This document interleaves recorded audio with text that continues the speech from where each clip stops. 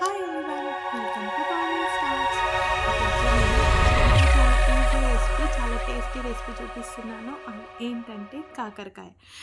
ఇష్టం లేని వాళ్ళు కూడా కాకరకాయ మొత్తం అన్నం అంతా ఊడ్చుకొని తినేస్తారు ఈ కాకరకాయ ఫ్రై చేస్తే. అంత బాగుంటుందన్నమాట.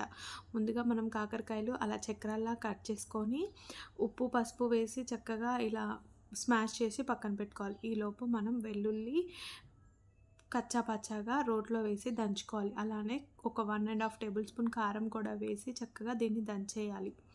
బాగా చక్కగా దంచుకోవాలన్నమాట. కచ్చా పచ్చాగానే ఉండాలి వెల్లుల్లి, అప్పుడు చాలా బాగుంటుంది ఫ్రై. ఇప్పుడు మనం ఇందాక కట్ చేసి పెట్టుకున్న కాకరకాయలు ఉన్నాయి కదా, అవి కొద్దిగా ఎక్కువ ఆయిల్ వేసుకొని ఇలా డీప్ ఫ్రై చేసినట్టు చేసుకోవాలన్నమాట. అసలు చేదు అనేదే ఉండదండి. చాలా చాలా బాగుంటుంది. ఈ వెదర్కి అయితే ఇంకా సూపర్గా ఉంటుంది. చికెన్ మటన్ కూడా అవసరం లేదు. చక్కగా కాకరకాయతో హ్యాపీగా తినేయచ్చు. చూడండి, మనం ఇందాక దంచి పెట్టుకున్న అల్లం వెల్లుల్లి ఇందాక కచ్చా పచ్చగా దంచుకున్న వెల్లుల్లి అనమాట. అల్లం లేదండి, ఉట్టి వెల్లుల్లి కారం వేసి దంచుకున్నాం కదా. అలానే ఇందులో కొద్దిగా సాల్ట్, కరివేపాకు కూడా వేసేసుకొని జీలకర్ర కూడా వేసుకొని చక్కగా ఫ్రై చేసుకోవాలి.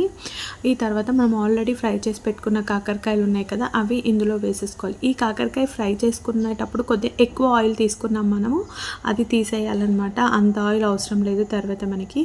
చూడండి, చక్కగా మనకి కాకరకాయ ఫ్రై అనేది తయారైపోయింది. వీడియో నచ్చితే లైక్ చేయండి. Bye bye.